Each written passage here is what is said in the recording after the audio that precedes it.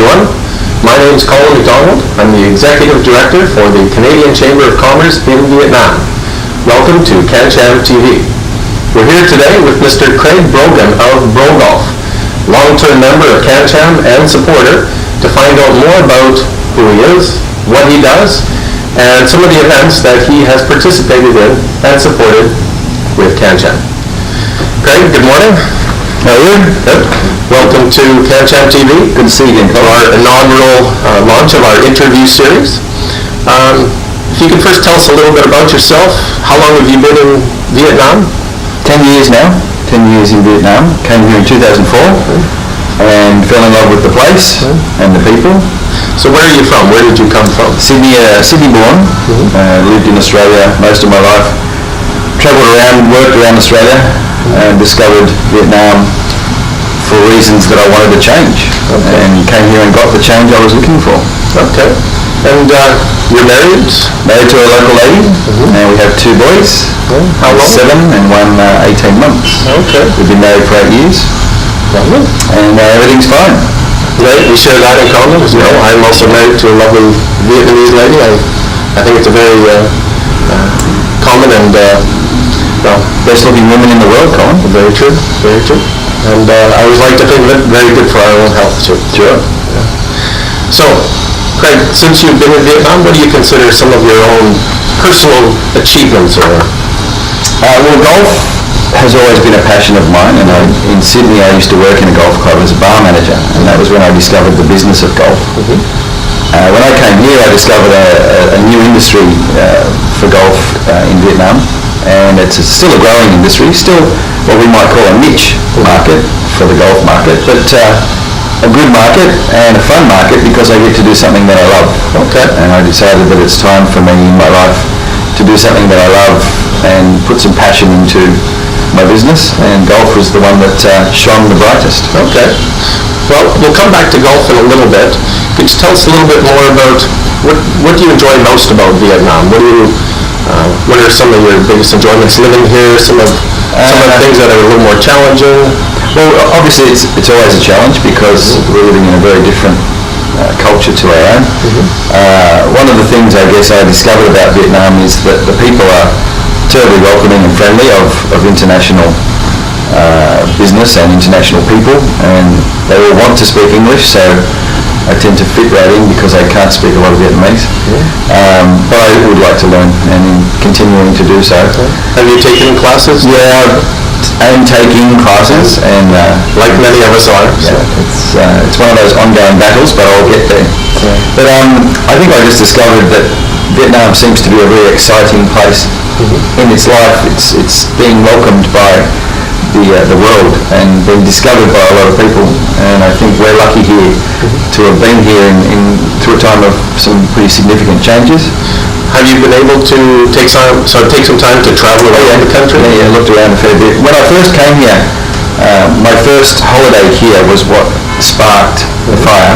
I spent a month here and went up to Sapa, did the Halong Bay and Hanoi, and down into Hoi An and down into Ho Chi Minh, and so saw a good broad spectrum of the country.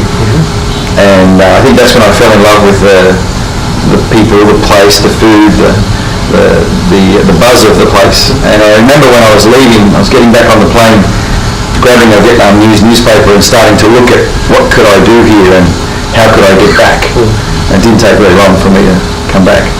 Is there any reason why you chose Ho Chi Minh City to yourself? Well, I met some great people here. I had some friends living here at the time, and that made it easy for me to get into the expat scene and start looking for work and of course the social scene. So it's always just been, I guess, the easiest step for me. I do travel around the country a fair bit, but I still like Ho Chi Minh as a place to call home. Where's your favorite, or what are your favorite places to take off to get out of Ho Chi Minh City? Well, it's always golf related, unashamedly. Da Nang's probably a bit of a favourite because there's some great golf courses there and nice beach, and it's a good city. It's easy to get to and get from. Equally, I like Nha Trang because it's beautiful bay and mountains and sea, and not too far from Ho Chi Minh. So, how often do you get up to the north, into the Hanoi, Sapa, Halong Bay area? Not very often, to be honest. It's more central. And even Dalat. We get up to Dalat quite a bit as well to have a bit of cool climate. Sure. Dalat's one of my favorites as well. So it reminds me of a little bit of Western Canada. So it's a little touch of home for me. So. Yeah, we call Southern Highlands of New South Wales similar kind of climate. Okay, great. Well, this concludes part one of our interview with Craig. Thank you very much. We'll be back to talk more about golf.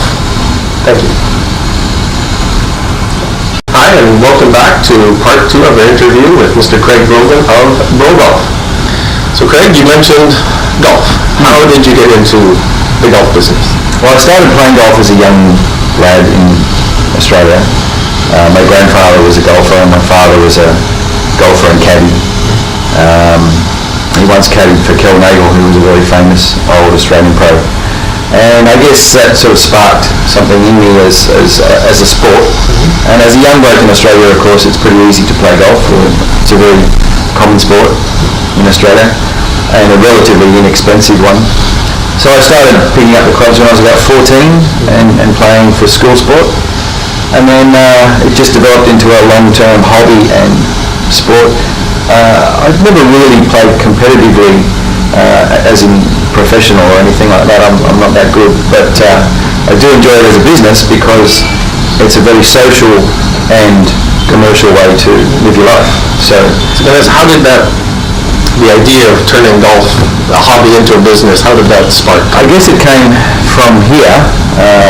When I was here, I vowed to myself that I wanted to do something that I love, because you tend to do it better when you love doing it. So I chose golf as my profession because I could put some passion into it, but also because it was a new market here, a growth market, not just for the locals, but also for international golfers that are coming to Vietnam, that are discovering Vietnam as a new golf destination. So we started to recognise the opportunity for events and tours and long-term tournaments and develop the market and grow with the industry in Vietnam. So how long has BROGOLF as a company been in operation? It's been registered in Vietnam for many years. Probably really 2010 is when we started to take it seriously. In 2010 we registered our brand and started to move into spending money on the business and continue to do so. So how about the brand BROGOLF? Where did that come from? Started with my name, Brogan being my surname, and Brogan BROGOLF was an easy option, and then the more we used it, as you might remember, and Americans, Canadians, Australians, we all use the word bro for brother, which also kind of means mate, friend. So it became a very friendly kind of term, and it became a bit of a mates thing. And while we don't really want to be only men, we do welcome ladies to our events as well. It was a simple term to use in the way of making it friendly and fun. Do you find a lot of the women in Vietnam playing golf or playing more? Vietnamese ladies are actually excellent golfers. They seem to have a natural ability to pick up the game very quickly. So I've got many friends that play Vietnamese, and my wife plays a little bit, but obviously with having babies we've had to put that on hold a little bit, but she'll be back into it soon. Okay. But of course, here it's an expanding market, and we are targeting the middle market, trying to get people into golf as well as the golfers that are already existing.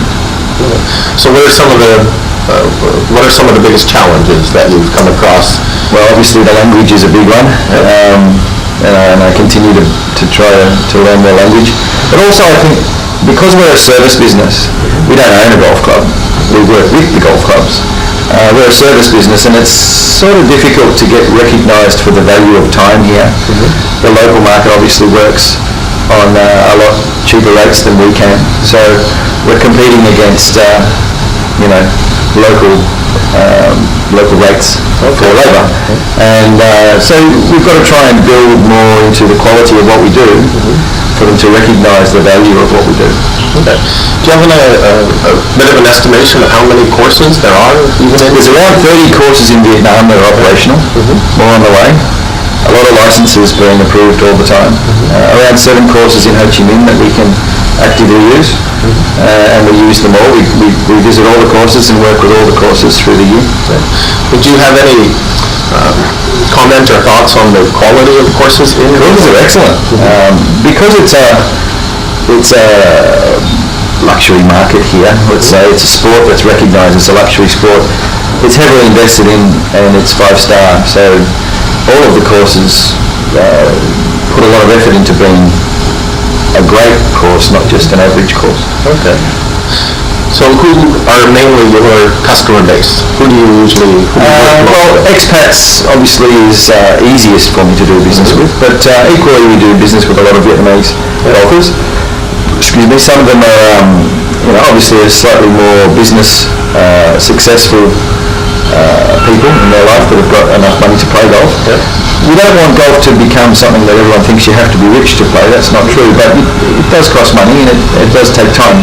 You have to put effort into learning the game. So you work both with individuals and companies? Yeah, we work a lot with companies, particularly like we do with CanCham, where we assist to run an event, a corporate day, or it could even be a charity day that the company's attached to, and we raise money and we get paid to do a job. Right. How many years have you been working with CanCham? You helped us organize again this year, the CanCham CSR Golf Open. The first one, it's quite a while ago. I think the first one was 2005, to be honest. Or even maybe 2006 when I actually started to become more involved and was basically on the golf committee, and then developed it into, back then it was a pretty small event, and we've developed it into something pretty cool. Do you remember how many participants there were? I think there was somewhere like 60 or 70 or something, and we've doubled that now, so we're pretty happy with the progress of your event, and that's the sort of thing we do. Okay. Have you seen any changes or trends happening with holding these kinds of tournaments? It's been tough the last couple of years, particularly in getting sponsorship. Events run on cash. It's good to have prizes and donations, and those are essential.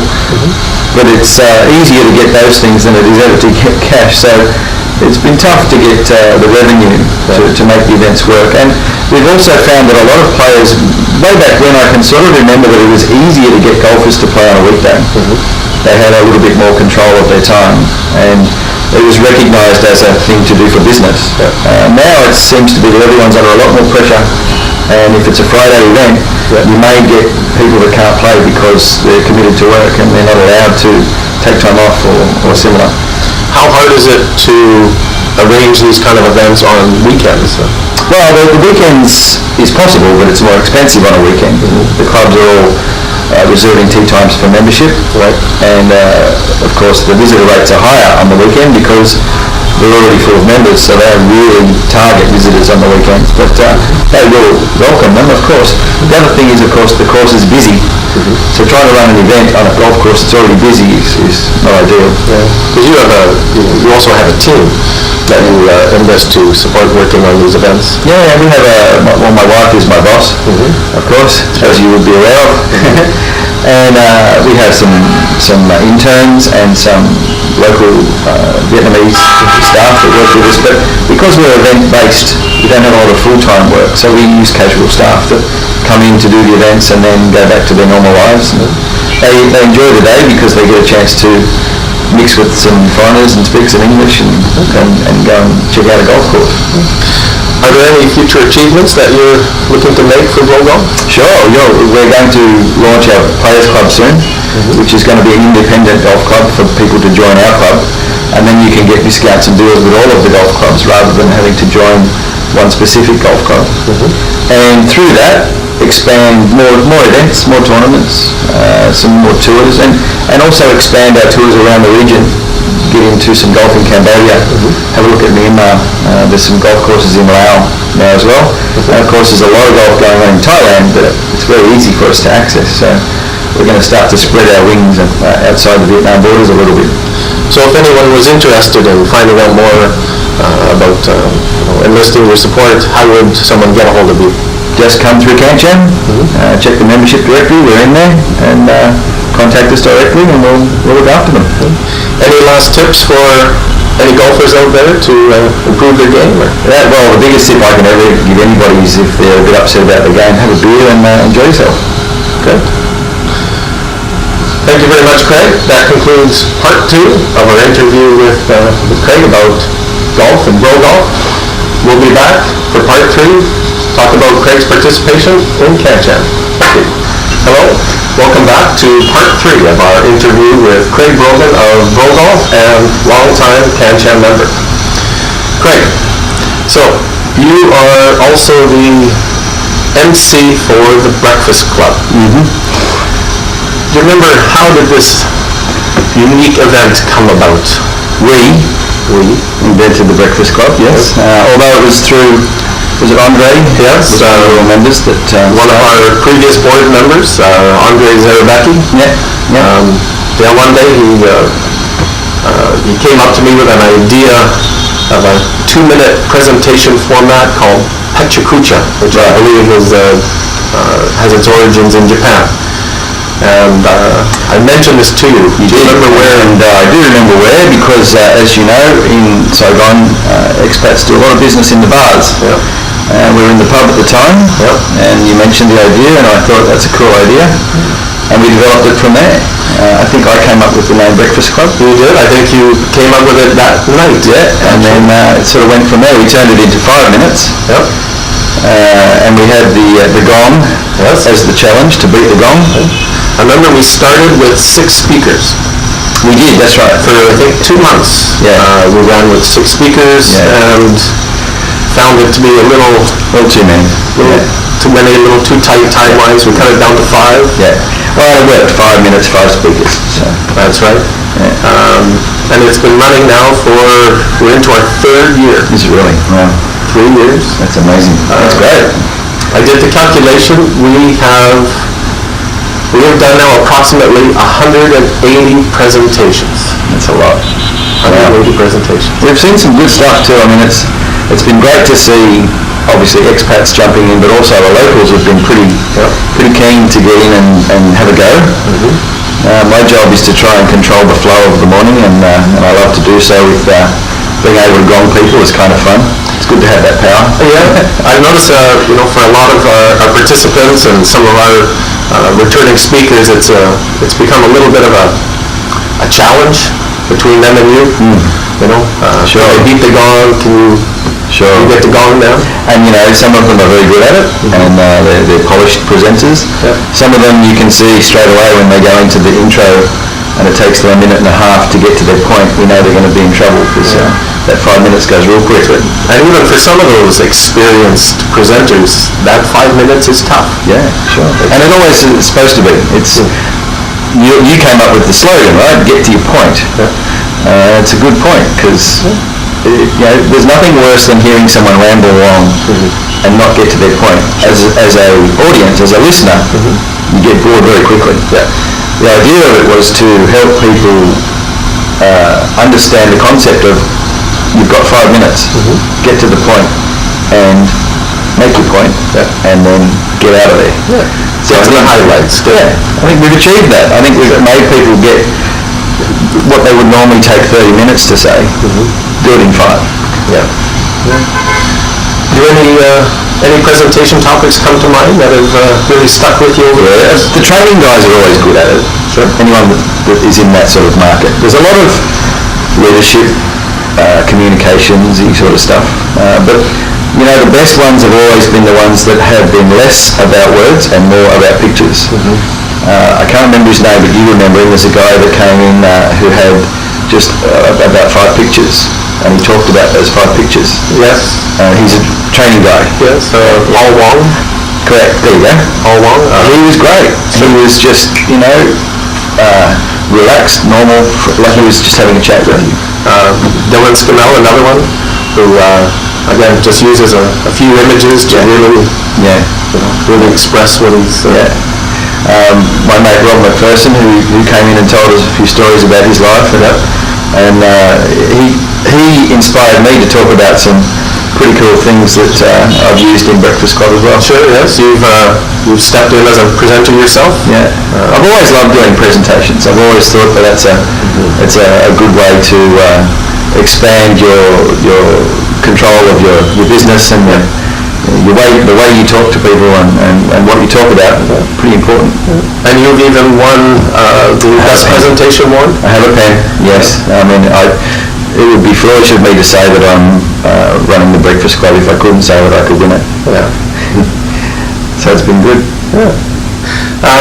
What do you think some of both our presenters and guests have gotten from this event? Well, obviously it's a good little networking opportunity. It's a breakfast, so it's casual. We put a couple of breaks in there so that they get a chance to chat. But I think it's also a chance for them to expose not just their business, but what makes them special as a presenter, to give people an indication of the quality of person they are, how good they are at what they do. As you know, and one of the important points that we like to make to people is that it's about a theory of knowledge. It's not about pitching your business. So they get up and talk about something that they're passionate about, and at the end they get to introduce who they are and what they do. So I think it's a good chance for us to maybe even for people that we know, and we know what they do, we don't want to hear about that, we want to hear about something else. Because not all the presentations are even business oriented. They really can be about anything. Hobby, sport, movie, your favourite song. Educate, enlighten our guests. Entertain them for 5 minutes. Let them go home knowing that they've learned something. Keep them listening and then give them a little something. So what do you think is one of the key things that a presenter needs to be able to win that favorite presentation award? Well, there's anyone that's done any presentation skills will tell you the same thing. Is 3 areas you need to watch, and that is, of course, your physical, eyes and voice and all those things. You've got to engage the audience physically. Your voice is really important to be not monotone. You've got to be a little bit up and down and relaxed and entertaining, like you're telling them a story, almost like you're telling them a joke, but you've got to have a punchline, otherwise it doesn't make any sense. So you've got to get to a point at the end. It's like reading a book. There's an opening, there's a middle, and there's an end. You need to kind of follow that same format. So that sort of is where the structure comes in. Keep it simple. Don't have too many slides. Don't have too many words. Less is more. And just tell the story. The third thing would be practice. You got to practice. The way I used to practice was I'd set up a lot of soft toys in my kids' bedroom.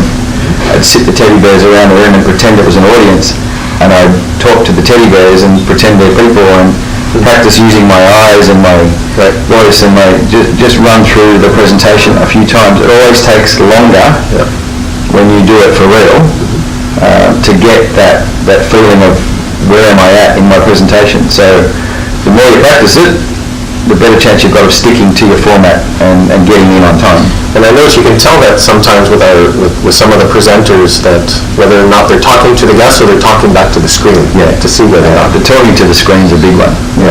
And all the good ones, as you say, are always really not using notes. They already know what they're going to say. They don't really need to read the screen. It's only when you don't know your stuff that you start to go looking for the help, and that's where they start to read the screen. And they're always that close to being gone. Just a moment away. And this event has become so successful that we expanded to Hanoi last year. So it runs monthly for CanCham, both in Ho Chi Minh City and Hanoi. I can't even imagine then how many participants we've had.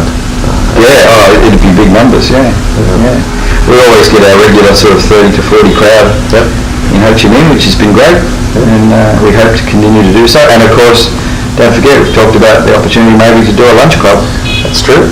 In development, I think we'll be launching that soon. Great. Be happy to help. Great. Thank you, Craig. Thanks, Helen, for your time. Glad to be here. Thank you very much, everyone. That concludes our interview with Craig Brogan of BROGOLF, and we look forward to seeing you next time. We will be bringing Craig back, perhaps, to participate more in CanCham TV, and maybe we'll get him in this side of the chair to conduct some interviews. Thank you. And cut